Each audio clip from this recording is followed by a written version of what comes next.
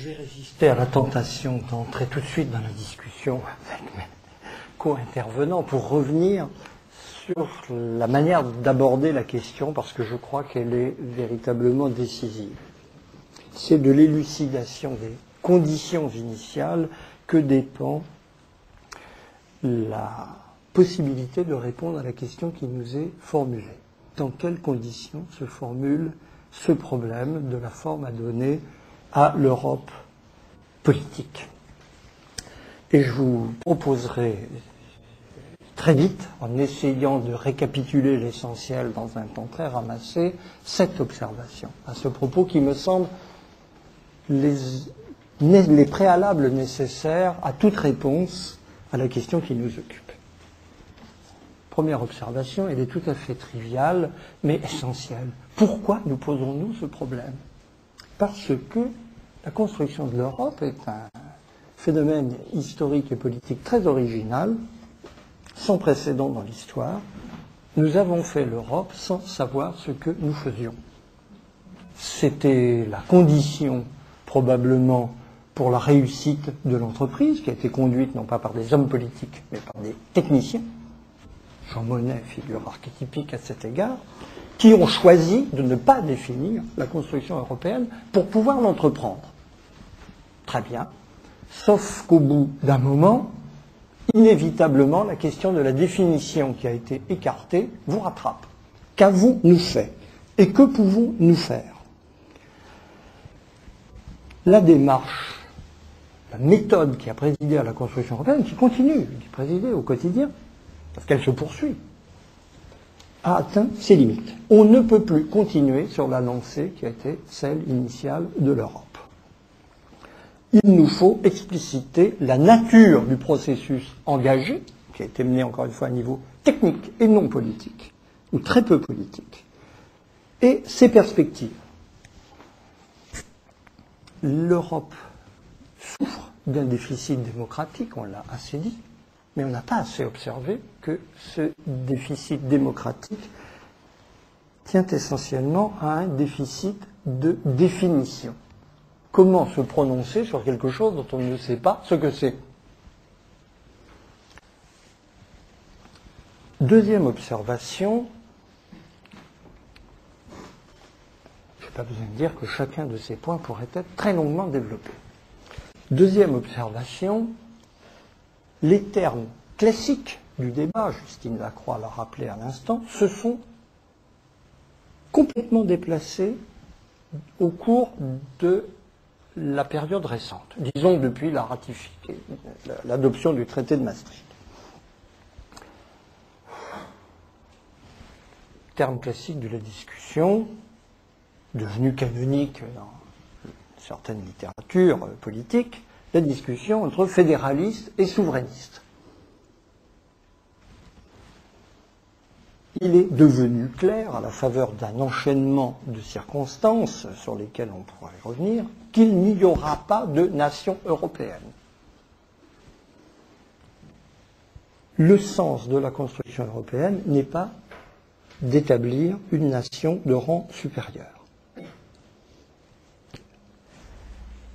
Nous ne sommes pas dans un remake du processus qui a abouti à la construction des États-Unis.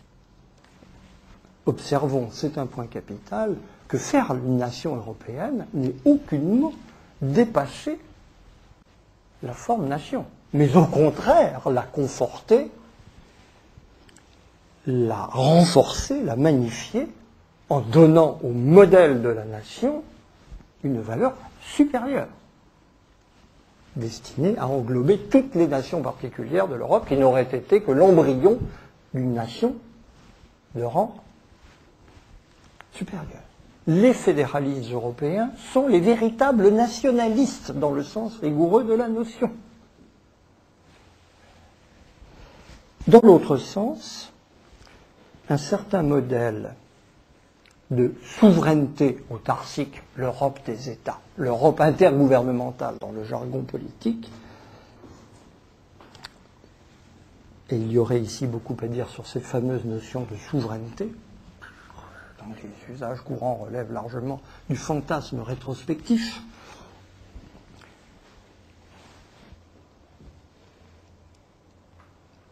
Ce modèle de souveraineté est clairement devenu impensable. Nous avons atteint un degré de coopération et de communauté entre les nations d'Europe qui est destiné à perdurer tant il est devenu fonctionnel.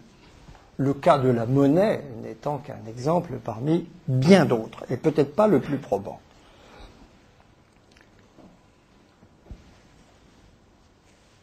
Troisième observation, les termes plus récents, car il y a eu une histoire de ce débat européen, les termes plus récents du débat européen sur le plan intellectuel ne sont pas moins obsolètes.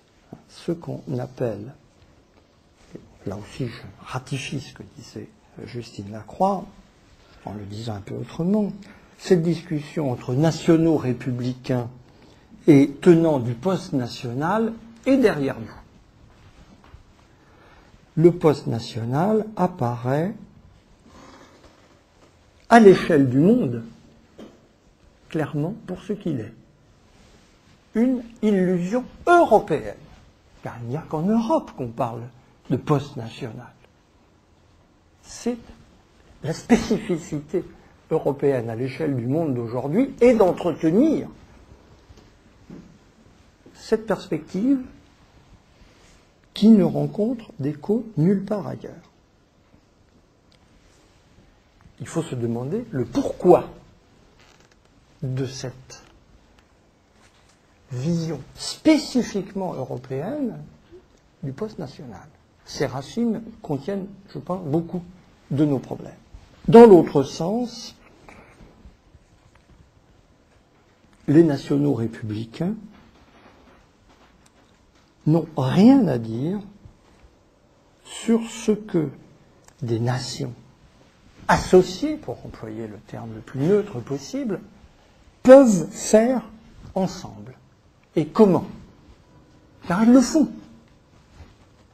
Et le discours national républicain ne rend pas compte de ce qu'est l'Europe courante, qui ne pose question qu'à d'infimes minorités dans nos sujets. Il faut bien dire, les 3/4 des débats européens sont de ce point de vue morts et enterrés, et ne vivent plus guère que dans l'université où est en passe de se durcir un sujet de thèse du genre libéraux et communautariens, à proscrire absolument. Il n'y a pas d'avenir dans ce genre de discussion. Quatrième observation, il s'est produit dans le même temps, au travers de cette évolution des discussions sur la forme à donner à l'Europe, un déplacement historique et un développement considérable de l'espace politique et civilisationnel européen. De manière tout à fait paradoxale. Premier développement, d'un côté, la construction européenne a désarmé les nationalismes. Elle leur a enlevé leur base. Après tout, elle aurait pu les exacerber. C'était une hypothèse tout à fait plausible. On l'a craint d'ailleurs un temps, au départ. Non. C'est l'inverse. Dans l'autre sens, en revanche, donnée qui est à méditer, la construction européenne a contribué au renforcement des identités nationales.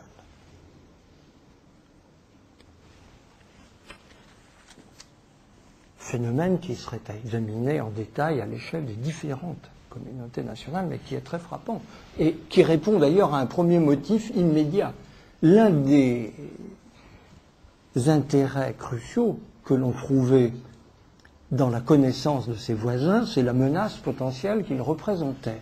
À partir du moment où la paix est établie entre les peuples, et on peut considérer que l'une des acquisitions fondamentales de la construction européenne, c'est cet horizon de paix entre des communautés politiques distinctes, change beaucoup de la problématique classique, de la paix et de la guerre entre les nations. Donc, à partir du moment où règne la paix entre les peuples, s'installe une grande tolérance, mais aussi une grande indifférence et une parfaite méconnaissance des peuples les uns pour les autres.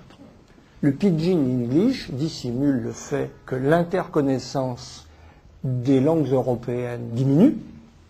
Les Européens savent de moins en moins la langue des autres et connaissent de moins en moins leurs voisins. On peut mesurer cette interconnaissance. On vit dans une coexistence qui est à base de méconnaissance.